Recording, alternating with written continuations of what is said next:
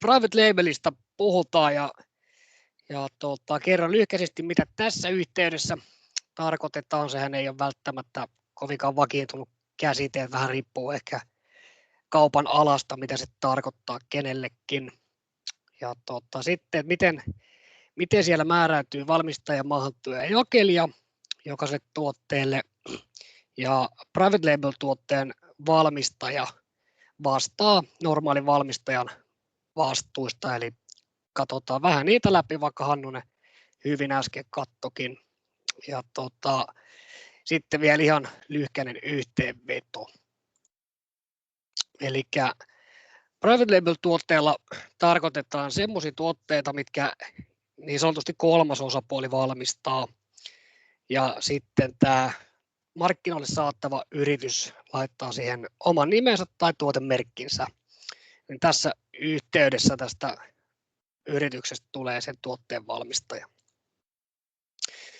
Aika usein näkyy, että on merkitty tuotteeseen itsensä valmistuttajaksi, mutta lainsäädännön näkökulmasta tämä ei eroa valmistajasta. Anteeksi. Ja koska tämä yritys katsotaan lainsäädännössä tuotteen valmistajaksi, niin sitä koskee kaikkia sitä tuotetta koskevissa lainsäädännöissä olevat valmistajan vastuut. Ja näitä vastuita ei voi siirtää eteenpäin sille tuotteen alkuperäiselle valmistajalle tai muillekaan valmistajille, vaan se tuotteen tämä lainsäädännön näkökulmasta oleva valmistajan tulee tuntea kaikki tuotteen ominaisuudet ja valmistusprosessi ja omistaa sen vaatimusten mukaisuutta osoittava dokumentaatio tai olla laatinut se dokumentaatio, esimerkiksi EU-vaatimusten mukaisuusvakuutus. Ja markkinavalvonnassa tätä sovelletaan sillä tavalla, että valmistajaksi katsotaan se yritys, joka tosiasiallisesti markkinoi sitä tuotetta. Eli jos siihen laittaa oman tuotenimen, vaikka se ei välttämättä olisi edes rekisteröity tavaramerkki, mutta ei ole sen alkuperäisen valmistajan tavaramerkki, niin tämän uuden tavaramerkin siihen kiinnittänyt yritys katsotaan sen tuotteen valmistajaksi.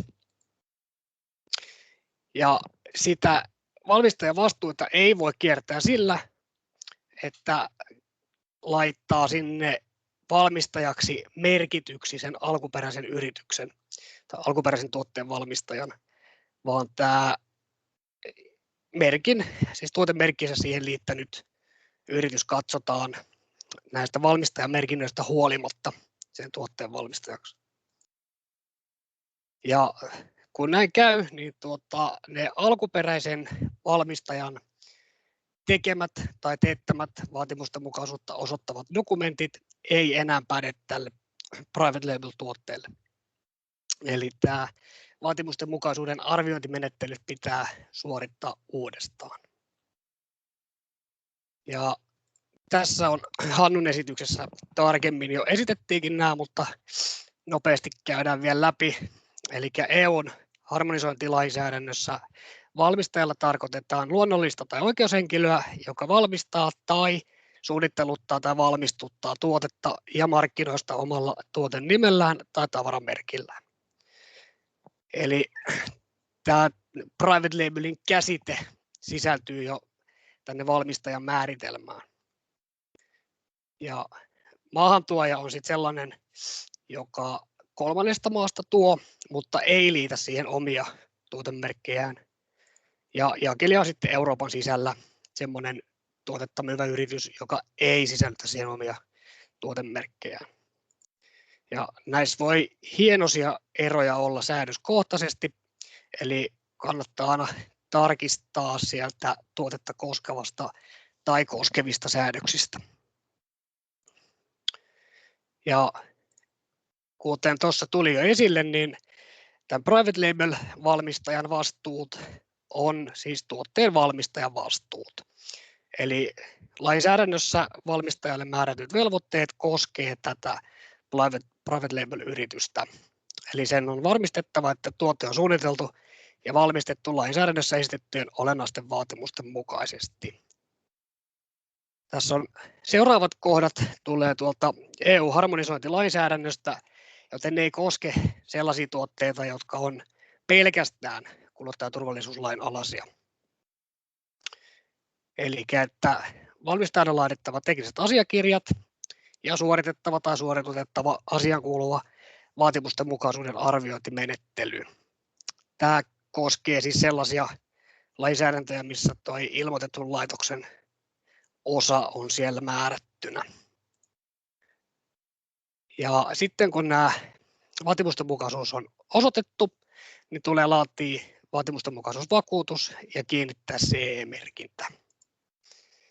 Ja tämän jälkeen vielä pitää säilyttää nuo tekniset asiakirjat ja vaatimustenmukaisuusvakuutus 10 vuotta sen jälkeen, kun se viimeinen tuote on saatettu markkinoille. Ja niin kuin tässä on tullut aikaisemmissa esityksissä tässäkin esiin, niin tuon CE-merkinnän saa kiinnittää ainoastaan sen lainsäädännössä valmistajaksi katsottu taho tai hänen valtuutettu edustaja. Eli jos sieltä kolmannesta maasta tilattua tuotetta myydään omalla tuotemerkillä, niin sen private label-yrityksen tulee kiinnittää se CE-merkintä. Se alkuperäinen merkintä ei ole enää pätevä. Ja kun sen merkinnän, CE-merkinnän siihen kiinnittää, niin silloin osoittaa, että ottaa vastuun sen tuotteen vaatimustenmukaisuudesta, mikä tarkoittaa, että kaikki vaatimustenmukaisuuden osoittamiseen vaaditut menettelyt tulee olla tehtynä. Tässä ihan lyhyenä yhteenvetona 2 kohtaa. Eli private label-yrityksen tulee tuntea kaikki sitä tuotetta koskevassa lainsäädännössä esitetyt valmistajan vastuut ja tulee toteuttaa kaikki nämä vastuut ennen kuin tuotteen saattaa markkinoille. Siinä oli lyhyesti ja nopeasti. Olisiko kysymyksiä?